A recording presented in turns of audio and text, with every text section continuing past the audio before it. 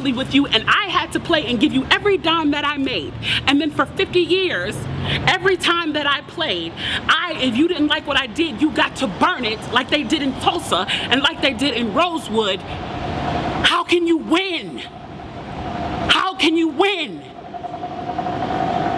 You can't win. The game is fixed. So when they say, why do you burn down the community? Why do you burn down your own neighborhood? It's not ours. We don't own anything. We don't own anything. Strong words from activist and author Kimberly Jones. She spoke them just 6 days after the murder of George Floyd in May 2020. The video of Jones was posted online by her friend and went viral in just a few days. It has been viewed more than 2 million times. She has a new book out entitled How We Can Win, Race History and Changing the Money Game That's Rigged. And she is joining us now here in studio. Kimberly, welcome. First, we have to point out your shirt. Hood girls can be heroes, too. Such a great love shirt. Love it. I know everyone's wondering what it says. I just want to start talking about your book. You focus on what's called the longest and most lucrative affirmative action plan. What was that, and who benefited from it? Well, it's interesting because it's not who people would assume benefited from it, right? So between 1925 and 1965, the U.S. government underwrote $200 billion in home lending, and that went 98% to white America to build the white American suburb. Many of those mortgages actually had clauses in them that said the homes could not be resold to people who were either African American or Jewish.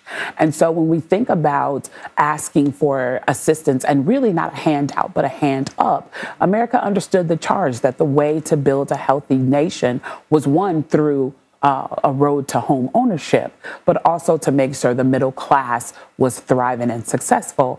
And those extensions were not lended to people of color. And so the impact of that is still affecting us now. I tell people all the time, like, I'm not really rooting for Black excellence because giants are going to become giants no matter what. What I'm really rooting for is mediocrity, for everyone to be able to have a healthy, happy lived experience, and that you don't have to be a superhero to do that. You can just be a regular person. I love that. It's so important because, like you said, people point out to, well, look at Gayle King, look at Oprah, look at all of these, Black women, for instance, who've been so amazingly successful because they're excellent. Yes, they are excellent, but not everyone can be excellent, but everyone still deserves the same shot, right? Exactly. That's exactly it. And it's just like, there is nothing wrong with being centered around raising a family and having a great lived experience, and maybe just want to take a vacation a few times a year. And that should be accessible to everyone. And so in your book, you write about economic lynching. Can you explain what you mean by that?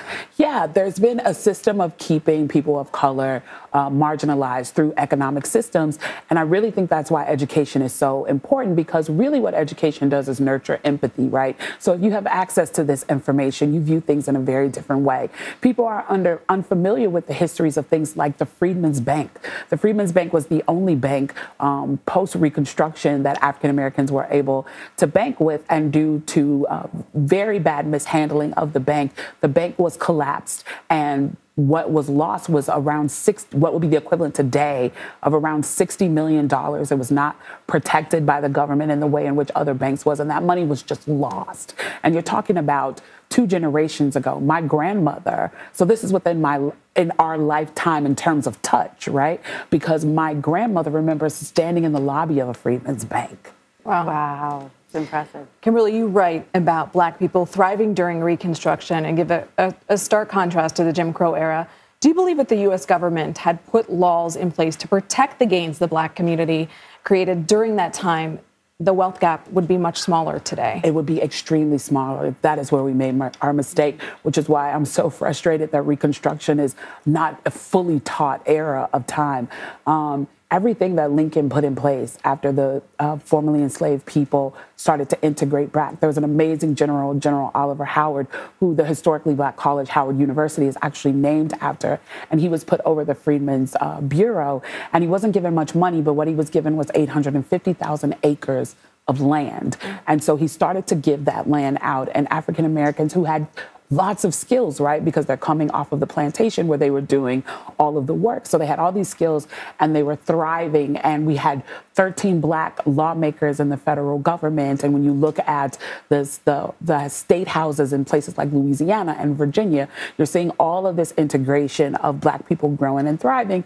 And then Lincoln was shot and Johnson took office and began to revert everything that was done by the Freedmen's Bureau and that was done by Lincoln. And I feel like that's where the disconnect happened to growth. And like, because it was never fixed, it just continued to snowball. How much do you think the progress of Black people in this country has been met by progress, which is then met by resistance and backtracking? Like, how many times have you seen that happen through history? Well, I actually made a list of all of the incidents that I could find, and then I found more incidents since I wrote the book. And it's a page, and this is not detailed information on each one. It's just listing each one, and it's a page. I mean, I know people have become familiar with Tulsa and with Rosewood, but they are just two of dozens of instances that happened like that. Even here in New York, Seneca Village, which was a place where African Americans and mostly Irish immigrants had settled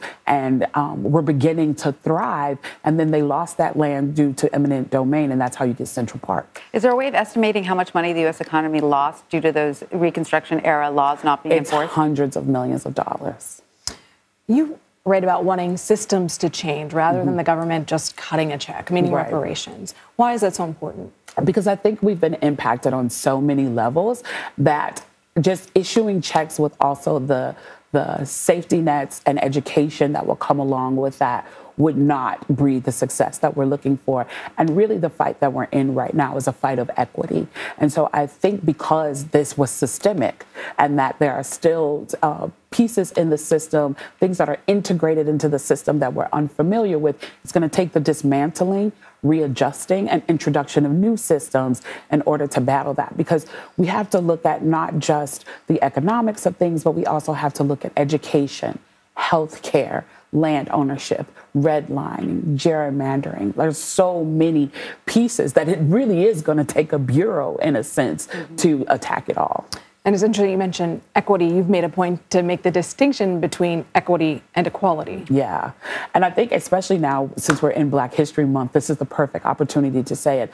I think we do a disservice to the people who came before us to say that things haven't changed. And I understand people's sentiment when they're saying we're still fighting some of the same battles. But just even the fact that I'm sitting here having this conversation with you, that I flew in today and sat wherever I wanted to sit, that I stayed in a hotel, and if I wanted to make access to the pool, that is due to the fight of people like Dr. King and Rosa Parks. And so I don't want to do a disservice to their memory by saying we haven't made any change. We have made change. But I think what is happening now is that there is a shift, and what needs to happen. And I always say, I wish I had said at the end of that speech that what we want is, instead of equality and not revenge, is equity and not revenge, because I think that's what it is now. It's an equity fight.